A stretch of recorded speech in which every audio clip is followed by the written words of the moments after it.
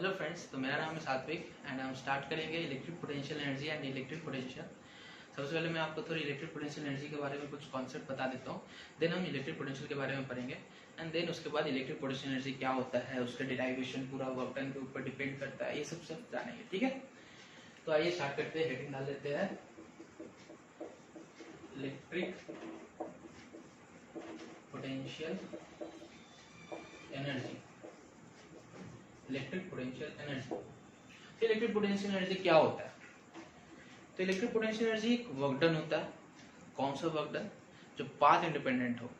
Path independent मतलब जो work done किसी कंजर्वेटिव फोर्स के द्वारा की गई हो। समझ में आ रहा है?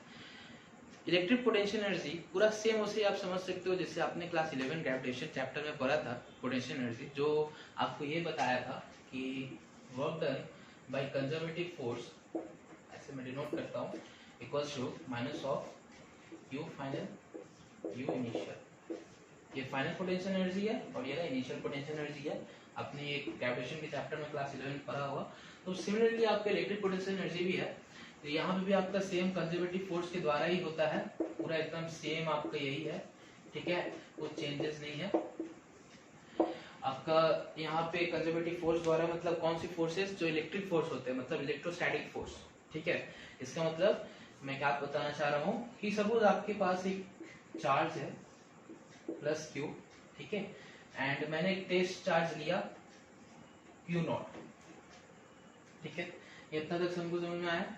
अच्छा, ये अगर पॉजिटिव चार्ज है एंड इसका जो मैग्नीट्यूड होगा ऑब्वियसली ये टेस्ट चार्ज से काफी ज्यादा होगा, जिससे कि यहाँ पे इसका जो इलेक्ट्रिक फील्ड है जो क्रिएट हो रहा है वो इसके इलेक्ट्रिक फील्ड से काफी ज्यादा होगा। एंड हम जो टेस्ट चार्ज जो लिए हैं ना, उसका जो इलेक्ट्रिक फील्ड है इसके सामने नेग्लिजिबल हम कंसिडर करेंगे। ठीक है, क्यों करेंगे? क्योंकि हमारे वो डेरिवेशन में जो हमारी रिजल्ट आती है उसमें एरर कम आया। ठीक है, इसलिए हम पॉइंट चार्ज लेते हैं। ऐसे तो प्रैक्टिकली ऐसे कोई पॉइंट चार्ज तो होता नहीं है। ठीक है, थ्योरेटिकली हम ऐसे एक पॉइंट चार्ज ले रहे हैं, जो कि ये एक पॉइंट चार्ज है जिसे हम टेस्ट चार्ज भी कहते हैं। ओके, ठीक है। अब अगर आपको कोई बोला कि ये जो क्यू नॉट है, ये जो इनिशियल पोजीशन मैंने सपोज आई माना, यहाँ पे फाइनल पोजीशन है एफ। ठीक है, आपको बोला गया कि आप इस क्यू नॉट चार्ज को यहाँ से लेकर यहाँ पे शिफ्ट कर दो। ठीक है, यहाँ से लेके यहाँ पे शिफ्ट कर दो। तो जब आप शिफ्ट कर रहे होंगे उसे, तो आप क्या रियलाइज करोगे? सपोज किसी एक इंस्टेंट पे यहाँ पे आप देख रहे होगे कि आपको यहाँ पे एक इसके द्वारा एक फोर्स यहाँ पे लग रहा होगा। ठीक है, एंड हमने जो फोर्स लगाया यहाँ पे एफ एक्सटर्नल, वो एक हम कर रहे होंगे, मतलब हम इस फोर्स के अगेंस्ट काम कर रहे हैं।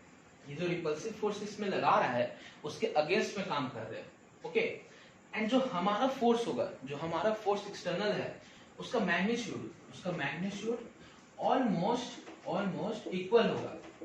ये कंजर्वेटिव इलेक्ट्रोस्टैटिक फोर्स, ठीक है, इसका मैग्नीट्यूड के साथ ऑलमोस्ट इक्वल होगा। कुछ वही पॉइंट में थोड़ा बहुत ज्यादा होता है, जिससे कि तभी टेस्ट चार्ज थोड़ा आगे मूव करेगा।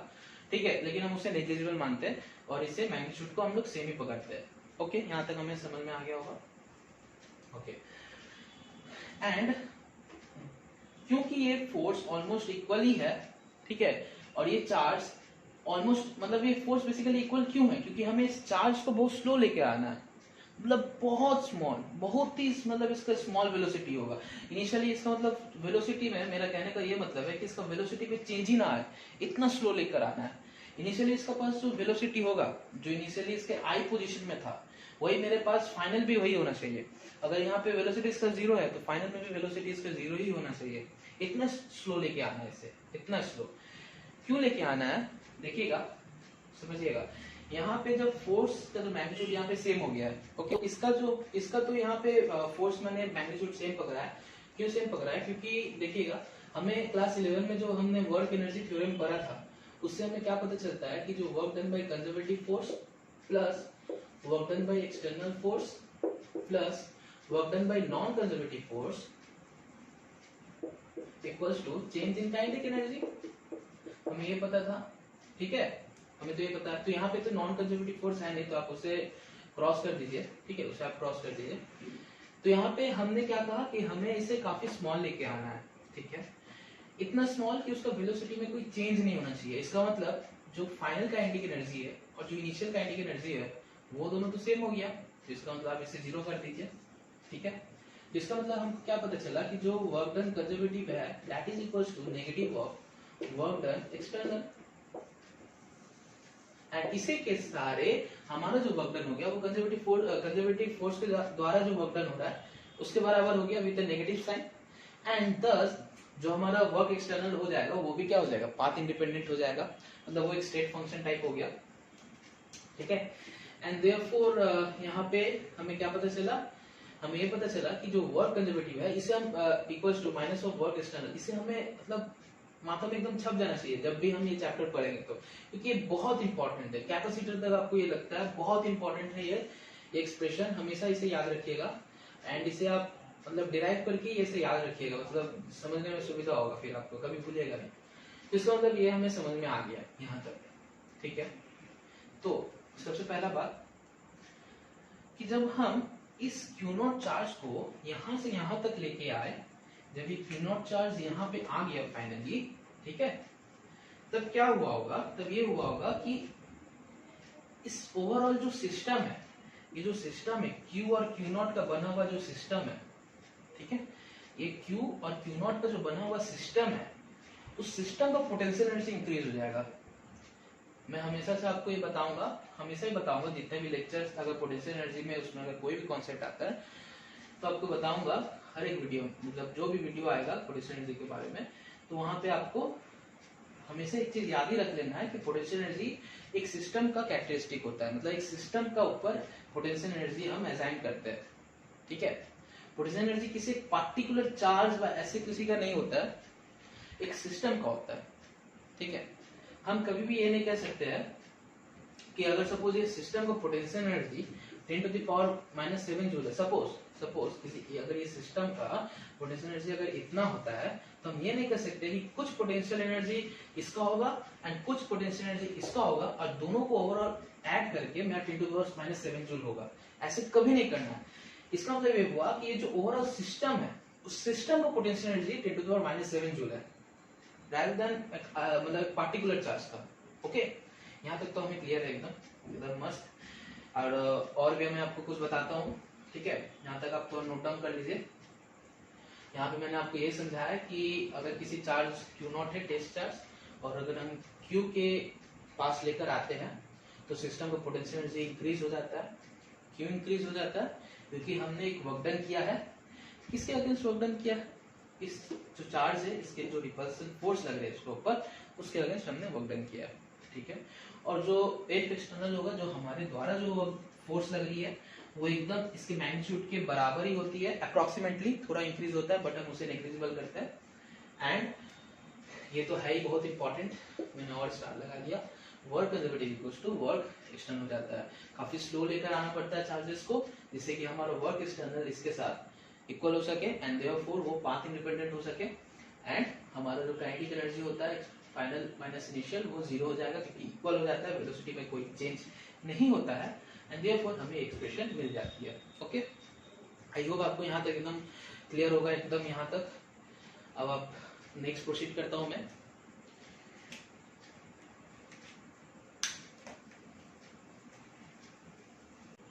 अब आइए हम पोटेंशियल के बारे में समझते हैं, इलेक्ट्रिक पोटेंशियल के बारे में। तो इलेक्ट्रिक पोटेंशियल होता क्या है? इलेक्ट्रिक पोटेंशियल होता है electric potential energy per unit charge, that is the electric potential. मैंने यहाँ लिख देता हूँ,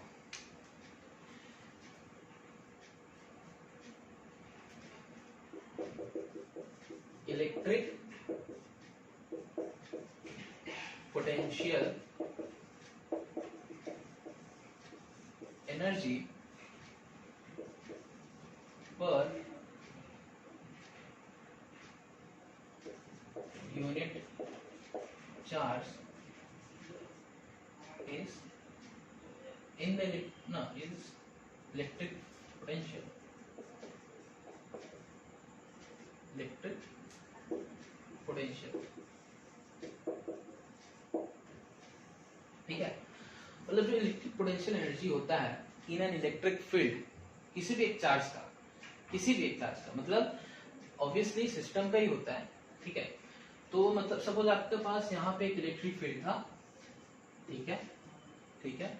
वो इलेक्ट्रिक फील्ड किसी एक चार्ज की वजह से ही होगा। सपोज वहां पे एक माइनस क्यू चार्ज रखाया हुआ है, ठीक है, एंड यहाँ पे आपका कुछ एक चार्ज है क्यू, ओके। सपोज उस चार्ज का जो मैग्नीट्यूड है वो है आपका यहाँ पे 1.6 × 10⁻⁹ बोला, ठीक है। वो जो इलेक्ट्रिक फील्ड है, इस इलेक्ट्रिक फील्ड में ये चार्ज इस पॉइंट पे प्लेस है। सपोज उस पॉइंट का नाम मैंने दिया P, ठीक है, इस पॉइंट का नाम मैंने दिया P और इस पॉइंट में ये इलेक्ट्रिक चार्ज फिक्स्ड है, ऐसे प्लेस रखाया हुआ है। तो यहाँ पे जो इलेक्ट्रिक पोटेंशियल एनर्जी है ओवरऑल सिस्टम का ही, उस इलेक्ट्रिक पोटेंशियल एनर्जी, अगर हम उस इलेक्ट्रिक पोटेंशियल एनर्जी को डिवाइड कर देते हैं इस चार्ज से, ठीक है, तो क्या हो जाएगा, हमें क्या मिलेगा, इलेक्ट्रिक पोटेंशियल मिलेगा इस P पॉइंट का, जहां पे ये चार्ज प्लेस है। समझे? मेरा कहने का ये मतलब है कि जो इलेक्ट्रिक पोटेंशियल एनर्जी होता है वो चार्ज पे डिपेंड करता है, कैसा चार्ज है उसका ऊपर डिपेंड करता है। क्योंकि समझ लीजिए जो मेरा इलेक्ट्रिक पोटेंशियल एनर्जी होता है वो तो वर्क डन के बराबर होता है, और जो वर्क डन होगा obviously force into displacement, and that force must be equals to obviously कितना होगा, Q इनटू E, अगर किसी चार्ज के ऊपर लग रहा है तो, इनटू डिस्प्लेसमेंट।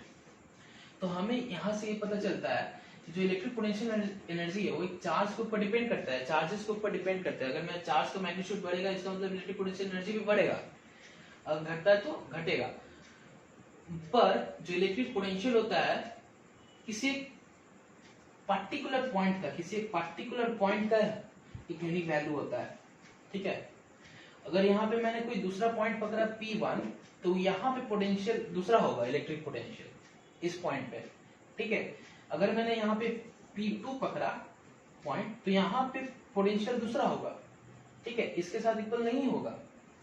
बट अगर सपोज ये Q को, अगर मैं इस Q का मैग्नीट्यूड को बढ़ा दिया, सपोज मैंने यहाँ पे 3.2 × 10⁻⁹ कूलम कर दिया, तब क्या पोटेंशियल बढ़ जाएगा यहाँ का इलेक्ट्रिक पोटेंशियल? नहीं बढ़ेगा, क्योंकि वो चार्ज इंडिपेंडेंट होता है। तो यहाँ पे जो मैं पोटेंशियल था, अगर सपोज यहाँ पे मैं पोटेंशियल एट P, अगर मेरा यहाँ पे पोटेंशियल होता है सपोज 150 होता है, ठीक है, 150, तो यहाँ पे समझिएगा जो पोटेंशियल, सपोज मैंने मान लिया कि 150 है, सपोज मैंने मान लिया कि 150 है, तो जो ये 150 है, और अगर मैंने इस Q चार्ज को यहाँ पे मैग्नीट्यूड बढ़ा दिया, तब भी यहाँ पे पोटेंशियल 150 ही रहेगा, तब भी यहाँ पे पोटेंशियल 150 ही रहेगा। अगर मैं इस पोटेंशियल को बढ़ा भी देता हूँ तो, सॉरी, चार्ज को बढ़ा भी देता हूँ तो, मतलब चार्ज को अगर सपोज इसका मैग्नीट्यूड मैंने ट्वाइस भी कर दिया, यहाँ पे पोटेंशियल वही रहेगा। क्यों? क्योंकि इलेक्ट्रिक पोटेंशियल एनर्जी भी बढ़ जाएगा, है ना।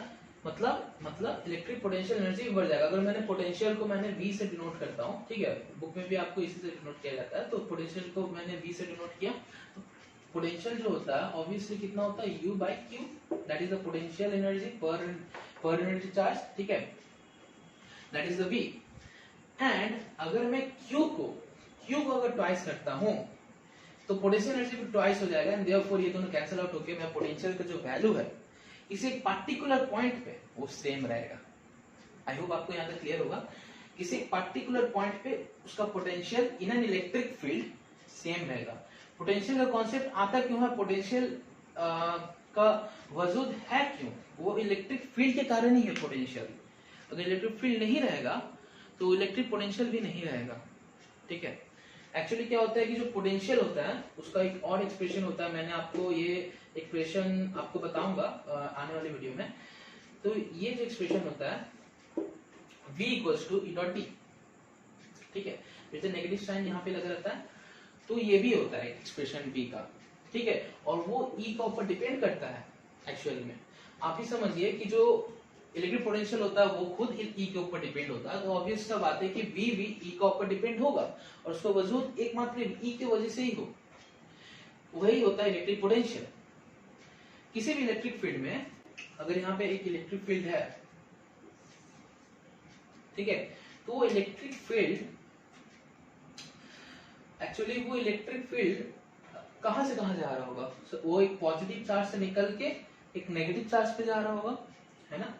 वो एक इलेक्ट्रिक फील्ड एक पॉजिटिव चार्ज से निकल के एक नेगेटिव चार्ज पे जा रहा होगा, ठीक है, पॉजिटिव चार्ज से लेकर के नेगेटिव चार्ज पे जा रहा होगा, इतना तो क्लियर है। तो यहाँ पे पोटेंशियल मैं देख पा रहा हूँ कि यहाँ पे पोटेंशियल मेरा कुछ एक तो होगा, यहाँ पे भी पोटेंशियल कुछ एक तो होगा, मतलब एक पोटेंशियल डिफरेंस क्रिएट है यहाँ पे, यहाँ पे एक पोटेंशियल डिफरेंस क्रिएट है। ओके, सपोज मैं अगर यहाँ पे किसी बीच के रीजन में पकड़ूं कि यहाँ पे एक पोटेंशियल मेरा V1 है पोटेंशियल, एंड यहाँ पे मेरा पोटेंशियल V2 है, तो इसका मतलब जो यहाँ पे पोटेंशियल डिफरेंस हो रहा है, एक पोटेंशियल डिफरेंस क्रिएट हो रहा है, ठीक है। और पोटेंशियल डिफरेंस क्रिएट क्यों हो रहा है? Due to the electric field. और ये पोटेंशियल डिफरेंस ही क्या है? एक्चुअली द इलेक्ट्रिक पोटेंशियल, ठीक है। इस पॉइंट के लिए ये इलेक्ट्रिक पोटेंशियल है एंड इस पॉइंट के लिए ये इलेक्ट्रिक पोटेंशियल है, ठीक है। और भी आप क्लियर होगा अगर मैं आपको थोड़ी सी मतलब जब इसे प्रोसीड करूंगा लेक्चर, तो आपको और धीरे धीरे क्लियर होते जाएगा, तो आप चिंता ना करें। तो यहाँ तक आपको आई होप क्लियर होगा। और एक बार बता देता हूँ कि इलेक्ट्रिक पोटेंशियल एक्चुअली क्या होता है। इलेक्ट्रिक पोटेंशियल होता है electric potential energy per unit charge in an electric field. इसका मतलब वो चार्ज इलेक्ट्रिक फील्ड में प्लेस हुआ होगा, ठीक है। वो इलेक्ट्रिक फील्ड यूनिफॉर्म भी हो सकता है या नॉन यूनिफॉर्म भी हो सकता है, ठीक है। एंड जो पोटेंशियल होता है वो ऑब्वियसली किसी एक पॉइंट का यूनिक वैल्यू होता है, वो चेंज नहीं होता है। अगर हम चार्ज के मैग्नीट्यूड को भी बढ़ा दें तो पोटेंशियल एनर्जी बढ़ जाता है, जिससे कि जो इलेक्ट्रिक पोटेंशियल होता है उस पॉइंट के लिए वो कांस्टेंट रह जाता है, सेम रह जाता है। बट हाँ, अलग अलग पॉइंट पे इलेक्ट्रिक फील्ड अलग अलग पोटेंशियल पाई जाती है। यहाँ तक हमें एकदम क्लियर होगा, 100% क्लियर होगा। तो सबसे पहला बात, उसके बाद हमने यहाँ पे देखा कि जो पोटेंशियल का वजूद होता है वो एक इलेक्ट्रिक फील्ड के कारण होता है। इलेक्ट्रिक फील्ड जनरेट कैसे होता है कि अगर मेरा प्लस क्यू चार्ज है या माइनस क्यू चार्ज है, तो यहाँ पे ऑब्वियस सा बात है कि एक आपको समझ में आ रहा होगा कि पोटेंशियल डिफरेंस क्रिएट होता है। एंड पोटेंशियल डिफरेंस क्रिएट होता है, इसका मतलब वहाँ पे इलेक्ट्रिक फील्ड भी होगा। एंड वो पोटेंशियल डिफरेंस ही क्या है? एक पॉइंट का एक पोटेंशियल, एक पॉइंट का एक पोटेंशियल, जो कि अलग अलग होगा। अगर इन एन इलेक्ट्रिक फील्ड, अगर आप सपोज मानिए इन इलेक्ट्रिक फील्ड अगर आपको पोटेंशियल सेम है, यहाँ पे भी V है, यहाँ पे भी V है, ठीक है, तो वहां पे इलेक्ट्रिक फील्ड होगा नहीं। वो एक इक्विपोटेंशियल सरफेस है, वो एक इक्विपोटेंशियल सरफेस है जहां पे इलेक्ट्रिक फील्ड आपका सरफेस का ठीक परपेंडिकुलर होगा, ऐसे परपेंडिकुलर होगा, ठीक है। ऐसे ऐसे सरफेस के साथ लीनियर नहीं होगा, कोलिनियर नहीं होगा, या मतलब पैरेलली नहीं होगा, या फिर कोलिनियर समझ लीजिए, कोलिनियर नहीं होगा। एक्चुअली ये परपेंडिकुलर होगा सरफेस का हर एक पॉइंट पे, जहां पे मेरा पोटेंशियल जो होता है ना, हर एक पॉइंट का सेम होता है, उसे कहा जाता है इलेक्ट्रिक पोटेंशियल। ओके, यहाँ तक आई होप क्लियर होगा। अब इसे थोड़ा धीरे धीरे नोट डाउन कर लीजिए अपने अंडरस्टूड के हिसाब से, थोड़ा नोट्स बनाकर, ठीक है। तो स्क्रीनशॉट भी आप ले सकते हो, मैं इसे इरेज कर देता हूँ। अच्छा, और एक कॉन्सेप्ट है, हम एक पोटेंशियल एनर्जी जो लेते हैं इनिशियली, ठीक है, जैसे कि मैंने जो आपको कहा था कि यहाँ पे जो प्लस क्यू है और यहाँ पे जो क्यू नॉट था, ठीक है, इनिशियली हम जो इसका पोटेंशियल एनर्जी जो पकड़ते हैं, ये क्यू नॉट को बेसिकली हमने कहाँ पकड़ता हूँ, यहाँ पे जो क्यू नॉट है हमने इसे इंफिनिटी में पकड़ते हैं हम इसे, ठीक है। समझिएगा, ध्यान से समझिएगा, यहाँ पे जो हमने क्यू नॉट लिया था पहले, उसे हमने इंफिनिटी में लिया था। बुक में भी आपको यही दिखेगा कि हमने जो यहाँ पे क्यू नॉट हम जो लेते हैं इंफिनिटी में लेते हैं, इसलिए लेते हैं क्योंकि हम जब इनिशियल जो पोटेंशियल एनर्जी पकड़ते हैं, हमें एक्चुअली एक रेफरेंस पकड़ना पड़ता है पोटेंशियल एनर्जी के लिए, ठीक है। वो जो रेफरेंस है, वो रेफरेंस पोटेंशियल एनर्जी बेसिकली हम जीरो लेता हूँ। क्यों लेते हैं हम लोग जीरो? जैसे आप लोग ग्रेविटेशन में भी समझे होंगे कि जैसे कि यहाँ पे अगर कोई ब्लॉक रखाया रहता था, ठीक है, अर्थ के सरफेस पे, अगर उस आपको कहा गया कि इस ब्लॉक को ऊपर लेके जाइए एच हाइट तक, ठीक है, एच हाइट तक, तो आपका जो आप एच हाइट तक जब इस ब्लॉक को लेके जाते हो, तो आपके द्वारा कितने वर्क डन हुई है, कंजर्वेटिव फोर्स के द्वारा कितना वर्क डन हुआ है, तो ऑब्वियसली आप कहते थे कि भाई मेरा वर्क डन तो mgh हुआ है, ठीक है। और आप इसी को ही पोटेंशियल एनर्जी भी बताते थे कि इस वक्त इसका पोटेंशियल एनर्जी कितना है, इतना है। अच्छा, इतना है। तो हम ये पोटेंशियल एनर्जी चेंज में नहीं बता रहे हैं, आप केयर करो ध्यान से कि ये पोटेंशियल एनर्जी हम चेंज में नहीं बता रहे, हम डायरेक्ट बोले कि इसका पोटेंशियल एनर्जी इस पोजीशन पे mgh है। वो कब बोल सकते हैं हम, जब हमें इसका इनिशियल पोटेंशियल एनर्जी मालूम है और वो कितना है, तो वो भाई साहब हम तो यहाँ पे इनिशियल पोटेंशियल एक रेफरेंस लाइन पकड़ देते हैं जहाँ पे पोटेंशियल एनर्जी कितना होता था, मेरा 0 होता था, जहाँ पे अपना पोटेंशियल एनर्जी 0 होता था। ठीक है, तो एक्चुअली क्या होता है कि जो हमारा वर्क डन होता है, वर्क डन तो equals to UF minus UI होता है। अब अगर यूआई 0 हो गया तो UF W equals to UF हो जाएगा। ठीक है, और ये वर्क डन कंजर्वेटिव का नहीं है, मतलब एक्सटर्नल है। अगर कंजर्वेटिव का होता तो यहाँ पे आगे माइनस लग जाता। हमने अपने द्वारा कितनी वर्क डन हुई है तो वो मैंने कहा था, तो हमारे द्वारा इतनी वर्क डन हुई है mgh, जब इसे h हाइट तक पर डिस्प्लेस किया तो। यहाँ तक आपको क्लियर हो गया होगा। इसका मतलब हमें पोटेंशियल एनर्जी ऐसे बता सकते हैं कि इस स्टेट में इस बॉडी का इतना पोटेंशियल एनर्जी है या फिर इस सिस्टम का इतना पोटेंशियल एनर्जी है। ठीक है, लेकिन वो कब बोल सकते हैं, जब हमारे पास इसका इनिशियल पोटेंशियल एनर्जी मालूम हो।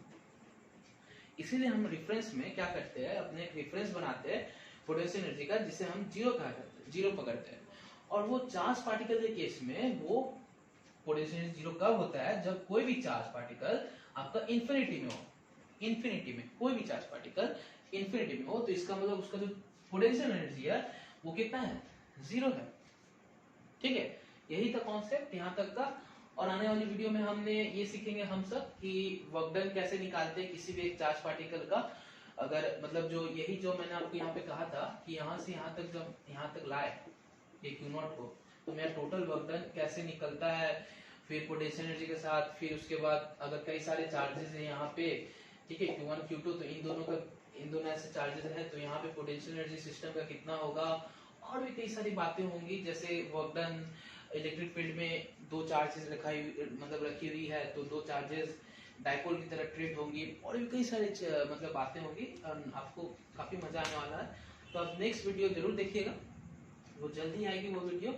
तो अगर आपको ये वीडियो पसंद आया होगा तो जरूर इसे लाइक कीजिएगा एंड सब्सक्राइब भी कर दीजिए हमारे चैनल को। थोड़ा नया है अभी, तो ग्रोथ भी करना है उस चैनल को। ठीक है, तो अगर आपको एकदम अच्छा लगे तो आप इसे जरूर शेयर करें। ठीक है, तो ऑल द वेरी बेस्ट।